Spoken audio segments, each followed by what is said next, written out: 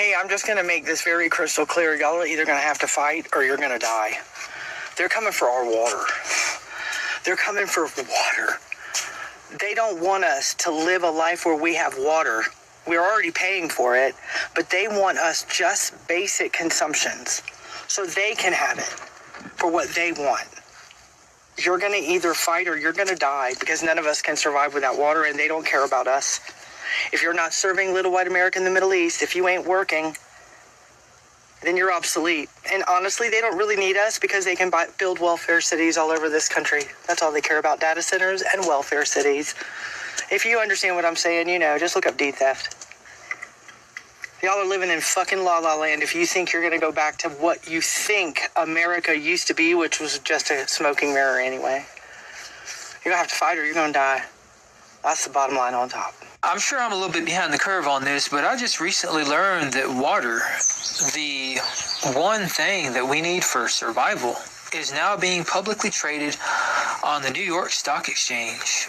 It's kind of wild to think about, because when you think about all the other stuff that's publicly traded on the New York Stock Exchange, it's usually not a good scenario because it usually becomes more about profit and greed than it does anything else.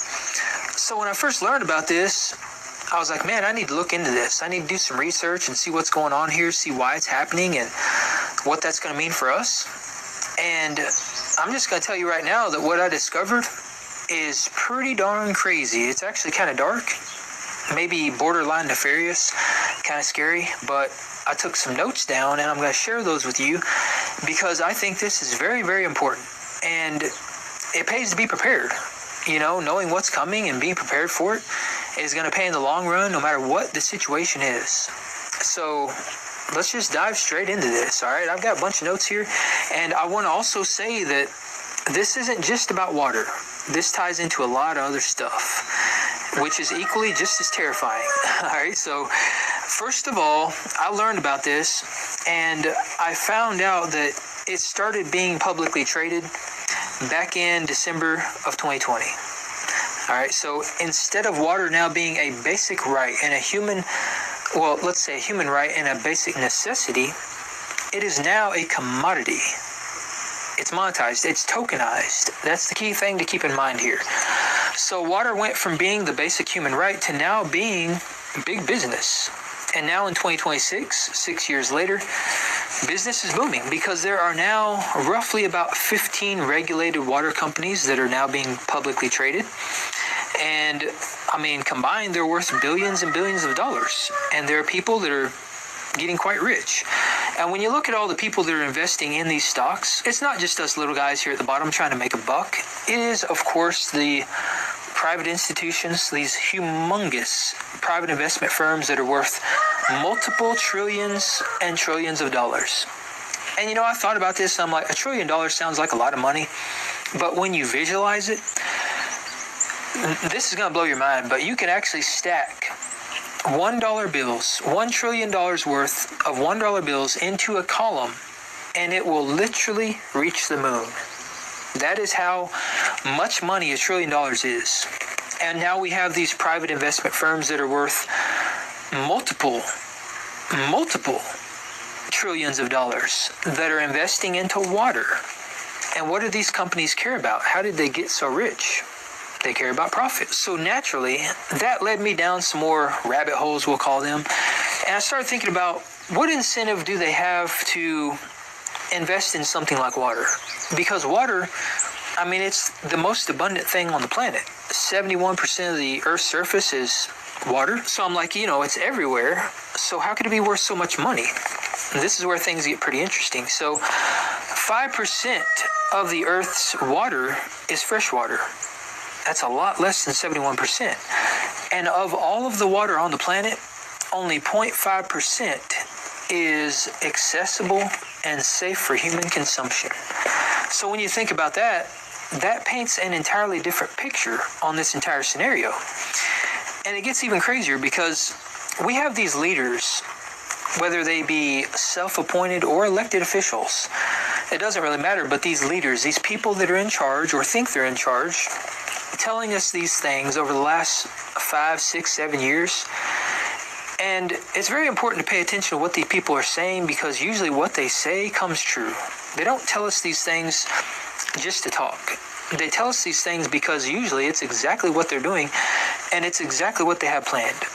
So one of the things they've been telling us is the next crisis, the next global crisis, is going to be a water crisis. It comes straight from the horse's mouth. And we also have these leaders and these elected officials telling us that water is no longer a human right, and that they need to monetize and tokenize the natural world. And I'm talking everything. Trees, rivers, streams, the forests, animals. If it's in the natural world, if it exists around us, they want to monetize it. They want to tokenize it because they've realized that these things, these resources that we have around us that we all take for granted, they're actually very finite. And some of them become scarce. And when there's scarcity in anything, but there is significant demand, there can be a monetary potential for that. And there's the potential to get very, very rich. So that is exactly what they're doing. That's why they've capitalized on water, and that's why they're capitalizing on natural resources and the wildlife and everything around us that should be a God-given right. And when you think about something like water, water is actually becoming very scarce right now because streams, rivers, lakes, stuff like that, they're drying up. There are certain, bodies of water that are 20, 30% less than what they used to be. And that's a major problem because when these large bodies of water dry up, and then we have things like aquifers and wells that are drying up, what happens when we run out of water? What happens when water becomes scarce? And, right now it seems like that might be kind of a far-fetched idea, but as this progresses, I think we're actually going to realize these things, because another thing that's happening is that data centers are being installed all over the country. Right now there's about 5,500 in the country, and by 2030 there's supposed to be around 12,000. And the problem with that is that a large hyperscale data center can consume 5 million gallons of water a day. That is the same amount of water as what a town of about 50,000 people would consume in a day. And that's just one data center. And now we have 5,500 again, potentially 12,000 within the next 4 years. And when these data centers consume this water, some of it gets recycled and put back into the environment. But of that water that gets put back into the environment, most of it gets put back in the form of water vapor. So it's essentially steam. And it goes back up into the natural water cycle, but it takes a long time for that to get replenished in the lakes and the streams and the aquifers and the wells. So these things run dry. And that is what we're seeing around a lot of these giant data centers, is that they're running the natural water resources dry. So there are many places that are already claiming that they're in a water crisis. And that is not a good scenario. But again, when there is a limitless amount of demand, but the supply starts to become restrained, guess what happens to the price of that thing? It goes up. We see that with gold. We see that with other natural resources, things like diamonds and oil. All these things are finite. There's a limit to how much we can draw out of the earth. And as these things become more scarce, the price and the value goes way, way up. So I find it kind of convenient that these people are tokenizing and monetizing this very specific natural resource at a time when we are kind of facing a potential water crisis and a shortage. And the problem with that is that it's not like oil, where you can find alternative means to power things. Water is water. There is no substitute. We have to have it to survive. It is a basic human necessity. So when there is demand, there is a demand with a capital D. That demand is never going to diminish. It's never going to go away. And that, in the eyes of these investors, probably means that that is unlimited money. But as I started digging into this further, I started to notice that this bled into, like I mentioned before, everything natural in our world. So let me just go through some prime examples here. So there is now such a thing as a carbon and biodiversity credit.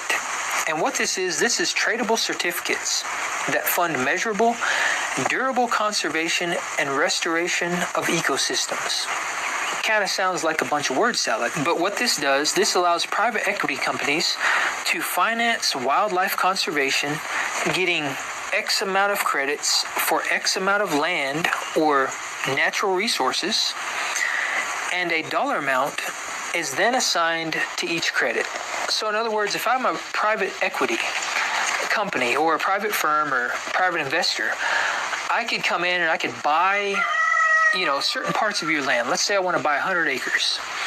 And if I commit to maintaining wildlife conservation on that land, and I take steps to, capture carbon and protect the animals and to protect the trees and the natural resources, then that is then assigned a dollar amount on that token, and I can trade that in for money. And like I mentioned before, this applies to everything natural. So we're talking lakes, streams, rivers, mountains, trees, elk population, deer, salmon, fish, you name it. If it's out in the natural world, there is the potential for it to be tokenized and monetized.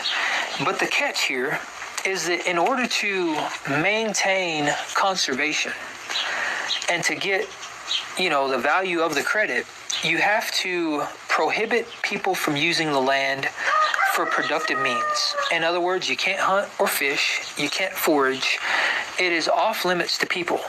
So you're basically privatizing what would be public land or land that could be used for production. And not only are you privatizing it, you're putting it in the hands of investors and people that are in it for the money and in it for profit. And there are actually some countries like the UK that are now required by law to achieve a mandatory 10% biodiversity net gain. And Oregon is another prime example of this. An entire state forest, which is Elliott State Forest, about 83,000 acres, has now been rolled into credit registry. Let's get a market flash on Meta. Bloomberg reporting that it's working with JP Morgan and Morgan Stanley on a financing package for a data center in El Paso, Texas, to the tune of $13 billion, mostly in debt. Amid continued demand for data centers, there has been increasing pushback from local communities about these facilities. But one company is offering a potential solution, and Diana Olick has the story in this week's Property Play. Hi, Di.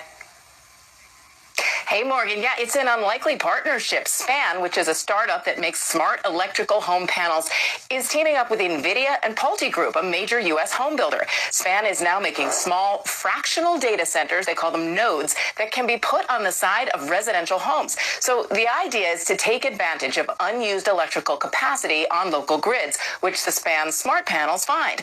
Now, a network of these nodes talking to each other across the country is the equivalent of a mid-sized traditional data center. So these could actually negate the need to build as many of those huge data centers. Hyperscalers and AI cloud providers just tap into the node network like a regular data center.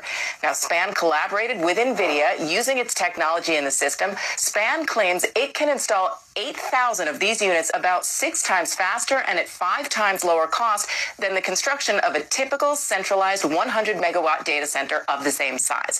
Now, Pulte Homes is in on the early testing phase, looking at the capabilities and economics of these nodes, which have already been deployed in a handful of communities. Okay, so why would a homeowner want this? Well, because they would just have to pay one flat fee for electricity and Wi-Fi, which Span said would be roughly about $150 total, so a lot less than probably your usual bill. Now, for much more on this story and the latest Property Play podcast with the CEO of a company looking to put every home closing on the blockchain, it is all in the free weekly newsletter. Go to it, cnbc.com/Property Play. So you put it on the blockchain, you put the blockchain onto the data center, which goes on the side of your house, Morgan, it all just works together. I have a jar right here. This is the current drinking water in Morgan County, Georgia. Right after a data center was constructed, the Meta data center was constructed, the only difference between the clean water and this was that data center. I have another one as well. So this wasn't just one well. These wasn't just one family's situation. This is what the drinking water now looks like next to that data center. And I think both of us can agree that neither one of these things are drinkable. These families now have to ship, in a rural area, have to ship water to their house in order to cook and bathe themselves.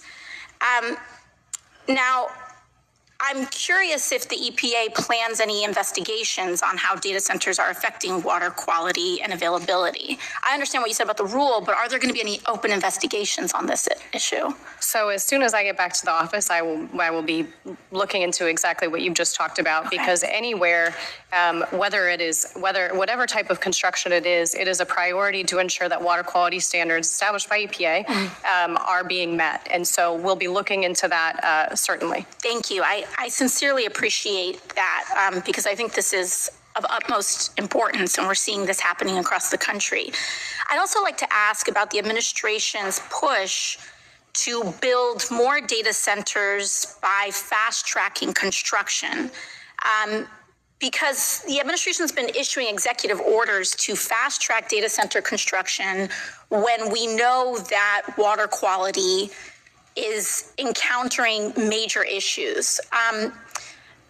Are there any mandates for data centers to do water quality testing prior to construction? Of like coming from a public water supply, drinking water supply sampling? Wells, yeah. I'm not aware of anything like that. However, it doesn't mean I'm just not aware of it. It might exist, Yes, but I'm not. Of course. I think it's important that you as an agency official, we have to make sure we're doing these investigations. And then us, on a congressional level, I'd like to note that I think it's of utmost importance that we also launch congressional investigations into this matter as well, so that we can partner with the EPA and ensure that the drinking water for this country continues to be safe and accessible for the American people. So thank you, Administrator. Thank you.